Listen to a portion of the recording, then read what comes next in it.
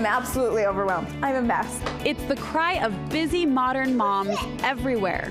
Sometimes I get so many shoulds that I realize I forgot to eat breakfast, or I forgot to feed myself dinner, or I forgot to take a shower. Where's the balance we desperately seek? I don't think being alone is gonna make me happy, and having that pedicure or that, my nails done will make me happy. Studio 5 hears you, and we're coming to the rescue. The solution to mom's most common complaint. All today on Studio 5.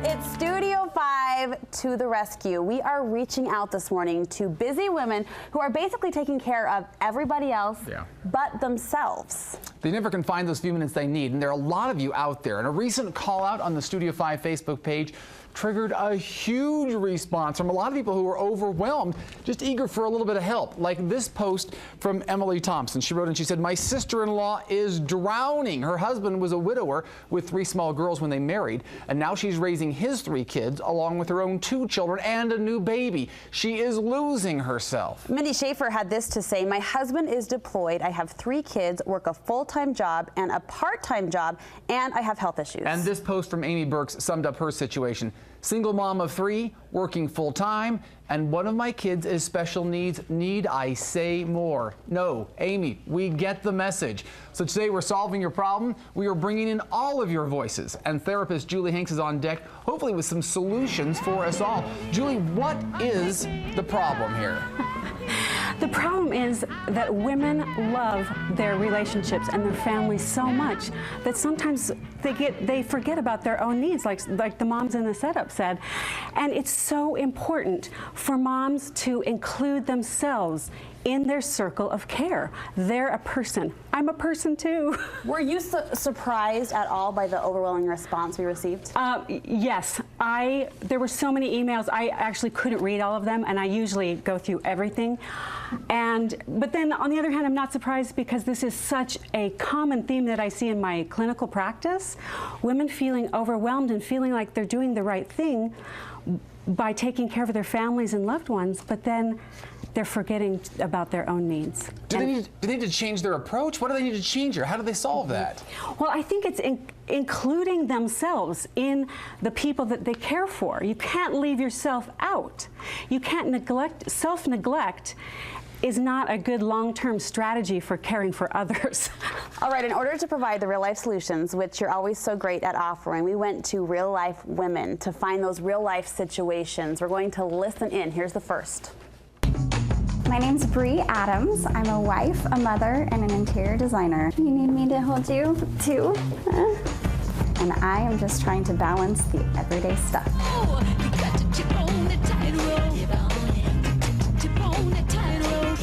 I have 2 kids on completely different schedules. They eat at different times. How are you doing, mister? They sleep at different times, and they both need me at the same time. You want some help? Here we go.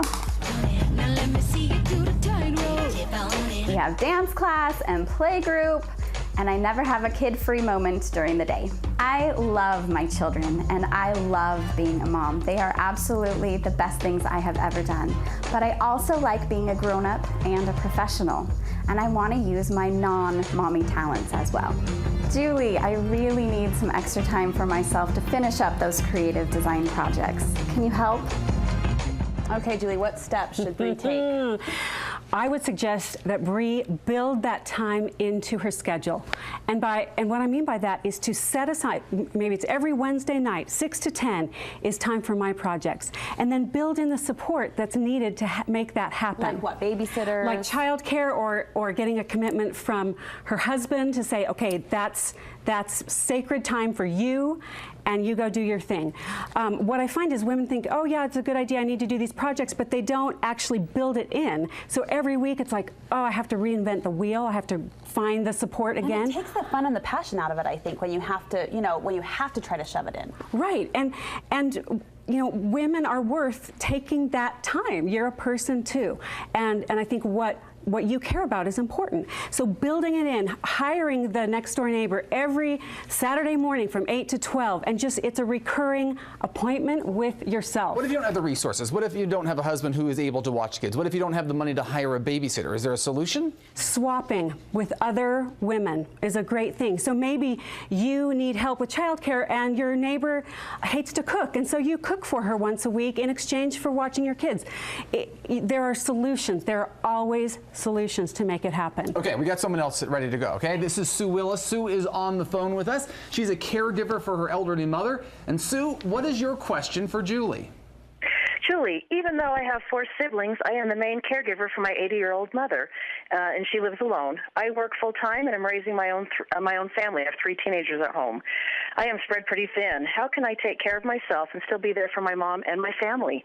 Okay, Julie, what's Sue's solution? My heart goes out to you, Sue. Yeah, I think it's to get others on board with the caregiving. If you have 4 siblings, where are they? What are they doing? Often in families, there'll be one person who is thought of in that role of caretaker, and it sounds like that would be Sue.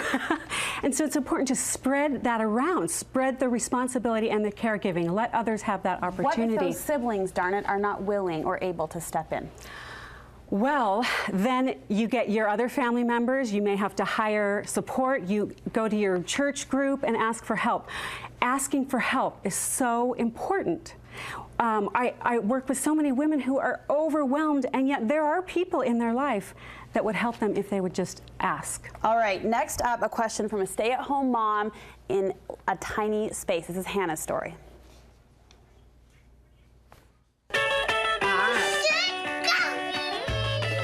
My name is Hannah White. I'm a mom of 2 boys, 2.5 and 5 months old. Our morning starts really early. We're busy exercising, getting ready for the day, making breakfast, cleaning up the mess made at breakfast, and hurrying and trying to get Daddy on the bus in time so he can get to school or to work.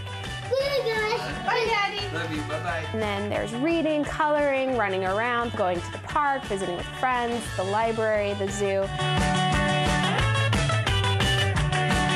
About 5 or 6 o'clock at night when we have dinner, brush teeth, take baths, put the kids to bed.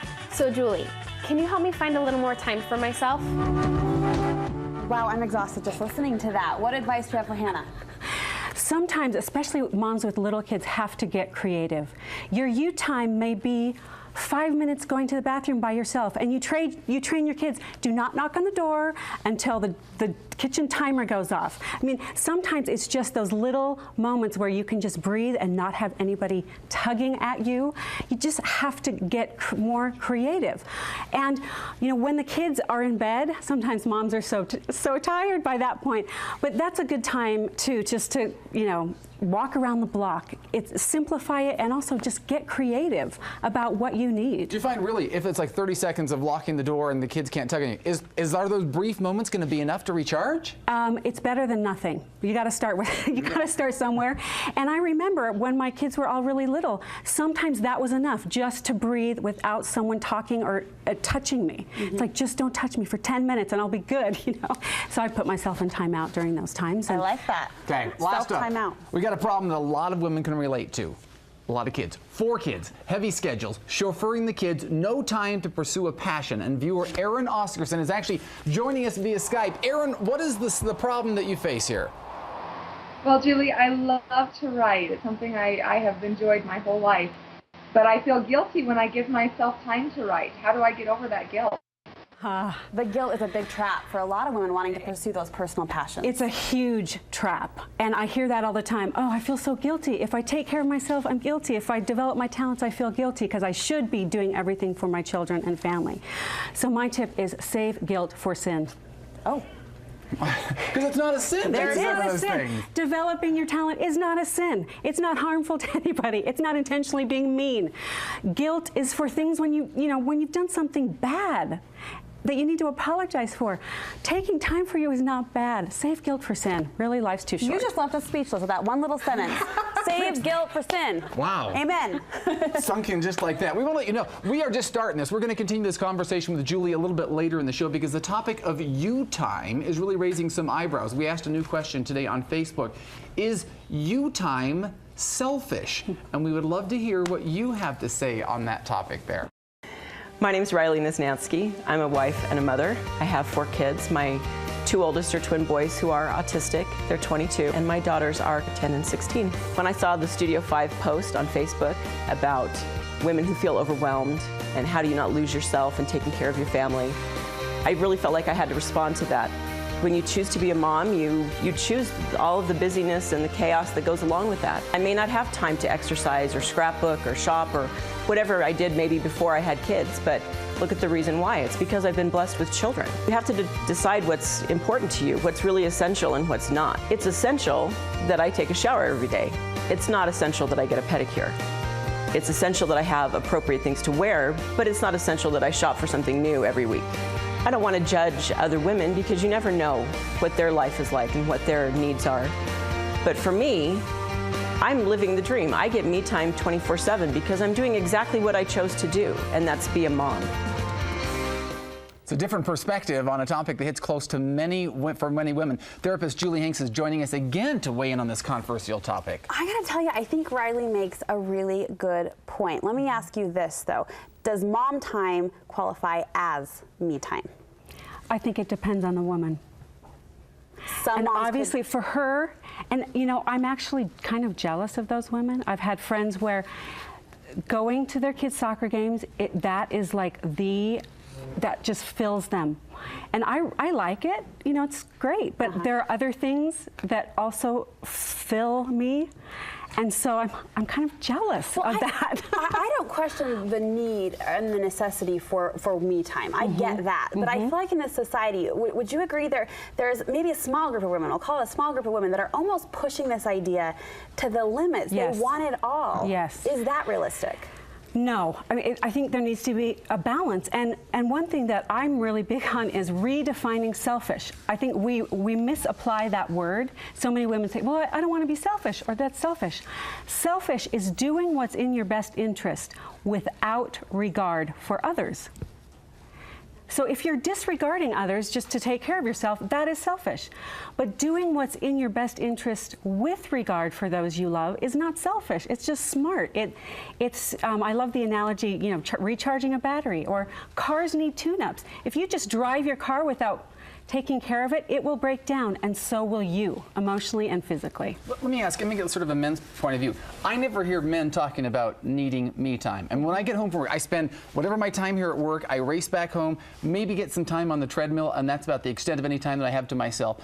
But am I cheating myself on me time, or does that count as me time, and the rest of my time is given to working to provide for my family or doing homework and being with them in the evening? Yeah. Do you feel that there's something missing? I think that's the question, or does it feel like a good balance for you? I don't feel like anything's missing, but I also don't feel like I get me time. Okay, but do you drive 20 minutes to and from work by yourself? On a bus with a bunch of other people, but yeah, there is some quiet time there. You know, that's sometimes enough, just to have some downtime. You can listen to what you want. So I remember that what a treat it was to drive for 10 minutes by myself in the car. So maybe you're getting that. And are you feeling guilty when you're on the treadmill? No. Okay, so maybe that's your you time. Generally speaking, do men need this too? We're talking about women needing this. Generally speaking, do most men need this as well? I think every human being needs to look at themselves and decide, okay, what do I need to really feel alive in my life? And it's going to vary. And a lot of people get that from their work. You know, it's interesting, Riley said, you know, find out what's essential and what's not. And I think that's a personality style too. For me, the non-essentials are what make life fun. Like being on Studio 5 today is not essential, but it sure is fun. And it's part of why I feel like I'm on the planet. So for me, the non-essentials are really important too. You know? You even asked a couple of questions. Is that sort of like a little self-test that people can do? Analyzing yourself, do you feel like you're missing something? Do you feel like that? And if you have that, then maybe you need to have a little more balance check? Yeah. The best question that I've come up with is, what brings you joy? And for Riley, her family brings her joy, period. And that's awesome. That's wonderful. And other people, depending on their personality, their history, circumstances, might have other things in addition to their family that bring them joy. And I'm one of them. We live in a saturated Mormon community, and I'm curious, for a lot of Mormon women, I know that serving their family, that's part of their faith. That's part of their conviction, not just to their family, but to their God. Do you think that makes it harder for women to carve out this time? I do, but I think it's a misinterpreted. Self-neglect is not part of Mormon doctrine. Sacrifice is, okay? So when you have families, that requires sacrifice and shifting of priorities, but it doesn't require self-neglect. And what happens is I work with women all the time. They've neglected themselves, so then they eventually become a burden on those they're supposed to take care of because they're so depressed, or they have physical problems because they've neglected themselves. So if your goal is to take care of people, then you have to take care of yourself so you have the longevity to continue to offer yourself to others. I love Riley's viewpoint. Do you think people can learn that viewpoint? And rather than feeling this emptiness inside, do you think they can learn to gain that fulfillment by losing themselves in serving other people? I think you can. I mean, I think there's a skill in learning to want what you have. And having me time isn't going to fill every void in you. I mean, some people have holes that are going to require therapy, or they're going to require other kinds of things. But I think it's just really important to know that you're a person and to prioritize the things that bring you joy. What gets you excited about waking up in the morning? Prioritizing joy. Prioritize joy. And for me, that's kind of my guide.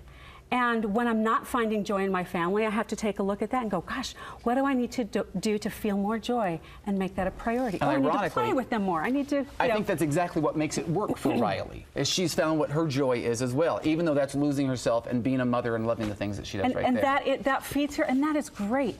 And it's so important not to judge other women because, like I said, everyone has different backgrounds, different stories, different personalities, talents, needs.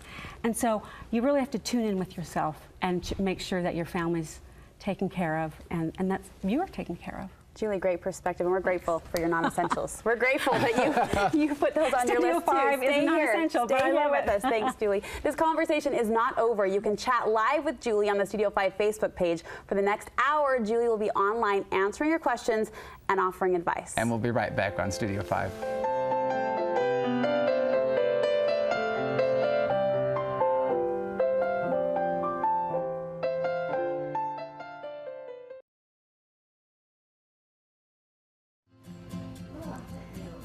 It's one of the hardest things for women to do, carve out a little time for themselves. And women are so busy taking care of everyone around them, we thought they deserved a little bit of help. So today, Studio 5 contributor Julie Hanks is coming to the rescue of overwhelmed moms, wives, and caregivers. She's continuing our conversation on how to carve out you time right now on our Studio 5 Facebook page. Julie's over there checking things out. Julie, what are people saying right now?